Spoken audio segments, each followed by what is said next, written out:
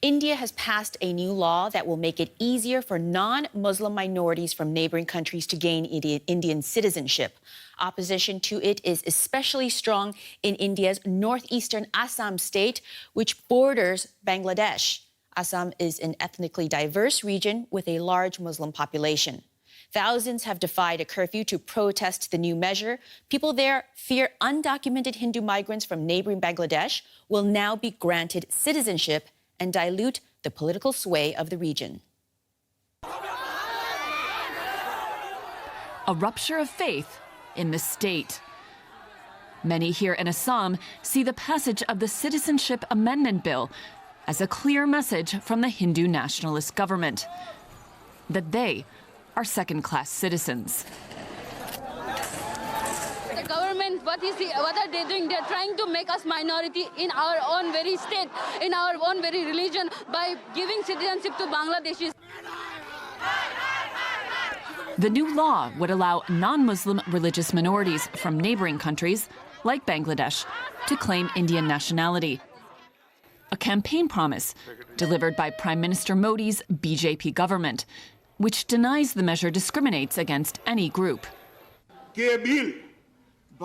This bill will not harm, even a little bit, any minority, especially our Muslim brothers and sisters who live in this country.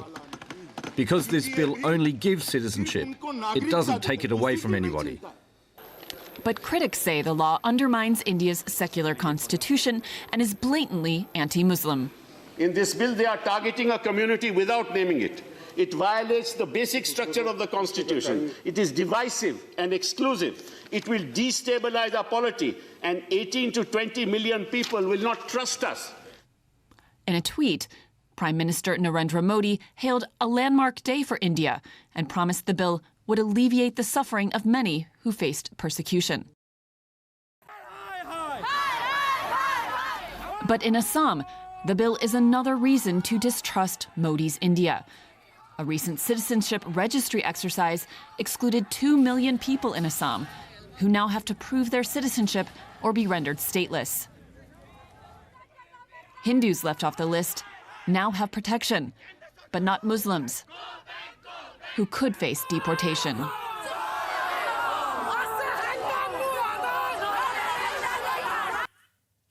Reaction to the Citizenship Amendment Bill has also hit social media. On Twitter, this user captured some of the Assam protests and asked, "Assam is burning and the government is not paying any attention to it. Is this the democracy we are living in?" And Prime Minister Narendra Modi has tweeted this, urging the people of Assam, whom he calls brothers and sisters, not to worry. Quote, "I want to assure them no one can take away your rights, unique identity, and beautiful culture. It will continue to grow and flourish," end quote. But this user rejected Modi's statement as hollow words, saying that's why people in Assam are braving internet blocks, lathis, curfew, and tear gas in protest. And this user pointed out the irony of Modi's method of communication. Unfortunately, people in Assam cannot read your tweet because you have shut down the internet.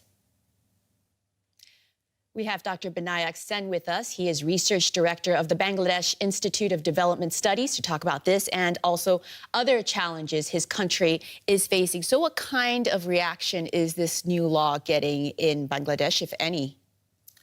Bangladesh side is very much still watching over this, and approach is wait and see. And informally, maybe the signal is that we have to amicably settle so that given the sensitivities in Bangladesh, it is not out of control. Right. Of either side. So it's a wait and see. We'll have to maybe check back in a few weeks. I want to pivot to the work that you do at your organization and look at the economy in Bangladesh. The economy has been slowing. It's been the weakest in about a decade. Why? I'm not so sure about that characterization because of the reasons that Bangladesh has been experiencing accelerating economic growth. We have been growing over 6% for over last decade, and over the last 3-4 years, we are growing at a rate of 7% per year. And this year, we have accelerated even further to 8% plus. So I don't know where the growth deceleration information comes, but I guess the major origin is that what are the sources of this growth acceleration? When India is slowing down from 6-7% to 4%, how come Bangladesh is growing from 5% to 6% to 7, even 8% plus?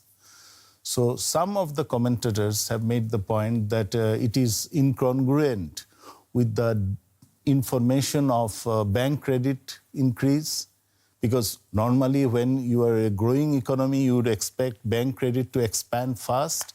So that is not happening. So that's the reason people are sometimes casting doubt on this. In terms of the number and the growth rate. That's right. At the same time, your organization has done some research looking at unemployment among Bangladeshi youth. And I believe the conclusion was, what's the percentage of people?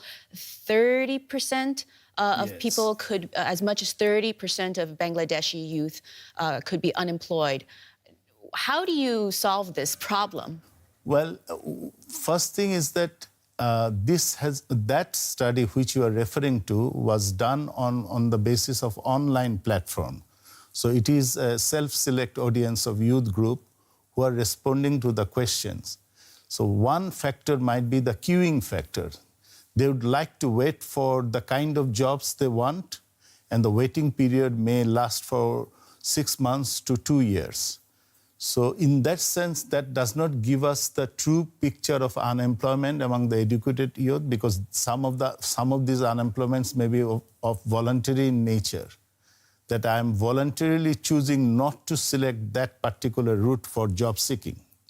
So educated unemployment rate would be higher, like in any other countries, in Bangladesh also higher than the usual unemployment rate among the population, but it will not be that high as 30%.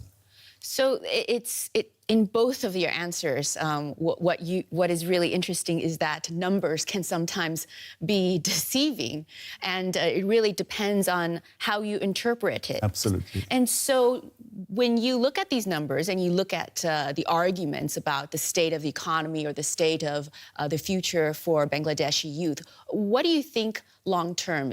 Are the prospects good for the country? I think I am arguing that if don't rock the boat, if Bangladesh can grow at a rate of 6% plus over the next decade, it will reach the SDG goal of poverty eradication by 2030. Which is an SDG, Sustainable Development Goal of the UN. Goal number 1. Right. And the second part of your question is relating to what can be done for the youth. First of all, to improve the quality of the education and training so that they can be acquiring flexible skills in the fast changing global market so that they can adapt to the market situations. Well, but in terms of all that, you're talking about the next decade. The other thing that we read about in the next decade is the impact of the climate emergency on the country. Surely that's going to impact growth. Yes, that is a major concern, and it will affect our long-term growth. But that will require not just our national initiative, but also a huge international assistance in that regard, because some of these effects are beyond our control, and we need assistance to cope with the climate change effects. Dr. Sen, thank you. Thank you very much.